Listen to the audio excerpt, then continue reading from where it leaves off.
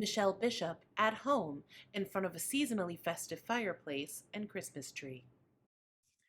Hey, welcome back to Pava IRL, your favorite video blog that shows you what Pava priorities and practices look like in real life. And yes, we are still broadcasting fireside chats from home.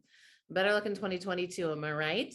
Well, today we're actually going to show you rare footage of me in public without a mask on as we pull an old interview from the vault with Brian Finney from Democracy Live, talking about their remote voting tool, as well as the ability to pull up ballot information using Alexa through Amazon. So why don't you all go ahead and watch that while I maybe put some ornaments on this tree that's been up for like a good week. Ooh, I really need to fluff those branches, don't I? That just screams fake tree. Michelle Bishop and Brian Finney in a noisy conference hall. Hi everyone, welcome back to Pava IRL. I am still at the NASED conference and I just ran into Brian Finney with Democracy Live, an old friend who's here showing off OmniBallot. And so tell us a little bit more about your company and this product. Well, thanks, Michelle. Well, in partnership with Amazon Web Services and our lead from Amazon, Michael Jackson, we're here at NAS to be able to demonstrate our new accessible vote-by-mail solution. How many places is this kind of stuff currently being used?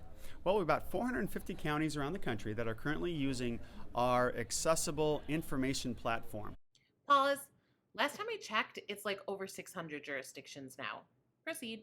So the idea being that it's one thing to be a voter, but to be an informed voter is really important. And again, you've got 25, 30 million voters out there who either can't see their sample ballot or their absentee ballot. The idea being that with the growth of vote by mail in the country, you have more and more voters being able to vote from home using a paper absentee ballot. Great for the majority of voters. Right. But what happens if you can't see the ballot? Great, well let's take a look at it. Okay, great, thank you. So again, the idea here is that voters are able to navigate at home. They can go to Amazon.com, right? Mm-hmm. They can use their computers at home. Mm-hmm. They can go to Facebook. They can navigate their computer at home. But once a voter is sent a paper ballot, if you are physically challenged, if you're visually impaired, if you're cognitively challenged, you can't read the ballot for some reason, then what do? You're stuck. You have to ask somebody to vote for you, your neighbor, your spouse, a friend to vote for you, giving up your right to a private ballot. Mm-hmm. So the idea is, instead of being sent a private ballot or a paper ballot, you can use an electronic ballot at home using your own device that you're already used to using. Okay. And you can vote independently and privately. You don't have to ask somebody to vote for you.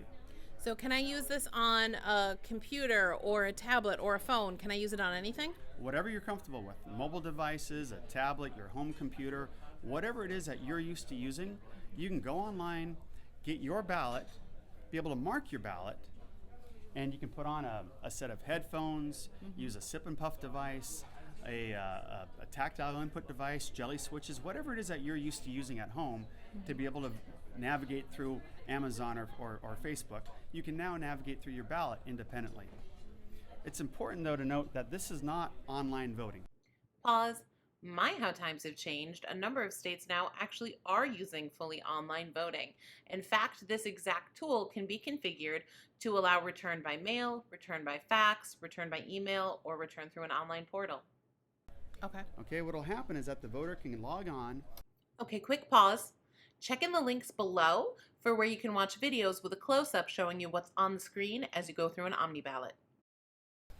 Put in their first, last, date of birth, whatever credentialing process that the state requires or allows, but it's going to deliver your ballot directly to you, okay, in a fully accessible WCAG 2.0 AA compliant standard, so the highest level of accessibility. Pause. I know. WCAG 2.0 AAA compliant is actually the highest level of compliance, but AA is usually the gold standard because it's thought to be more achievable. Okay, continue. To be able to navigate your way independently through the ballot.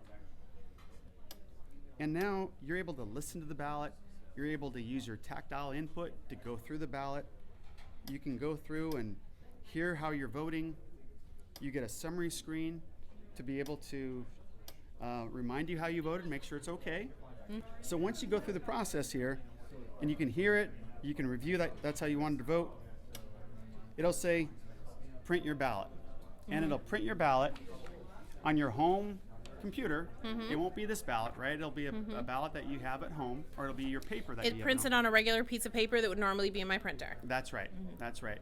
And so at that point, you've gone through the process yourself, independently. You haven't asked anybody to vote for you. You have the same right and access to an absentee ballot as the other millions and millions of voters who can see the ballot. So if I want to verify what's on my printed ballot, what does the printout look like? Does it show me, the race I voted in, who I picked? Does it show me all the candidates with a bubble filled in for who I picked? How does it look? It actually has all the contests that you had on your ballot, plus who you selected.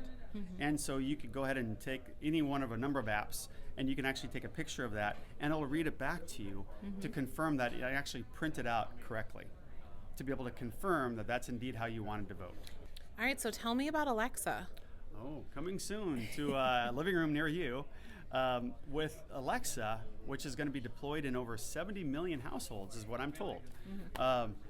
He's actually got a speaker here, so we're going to try it. We're going to hold the mic up to it and see if you can hear it. Right. So this is an Amazon app that I have on our phones, and millions of us have the Amazon app on the phone. What we've been told by working with various disability groups is that they're using Alexa now more and more to be able to access information. Yeah. Well, why not access your ballot information using Alexa? So I could pick up my Alexa device, I could use my mobile device, and I can ask Alexa, who's on my ballot? To get started, what state are you registered to vote in? Virginia. Shh. She's thinking and about to read a ballot from a few years ago. There are 3 candidates running for governor. Ralph S. Northam, Democrat. Edward W. Ed Gillespie, Republican. Clifford D. Hyra, Libertarian. Would you like to hear candidate statements, or go to the next contest? So we can actually get some additional information as well. We can get statements from the candidates about their platforms. Absolutely. Also, on a personal note, go Virginia. That's awesome. Thank you so much. If our viewers have any questions for you, how can they get in touch? Well, go to www.democracylive.com or email us at info@democracylive.com. Great. Thank you so much. Thank you, Michelle.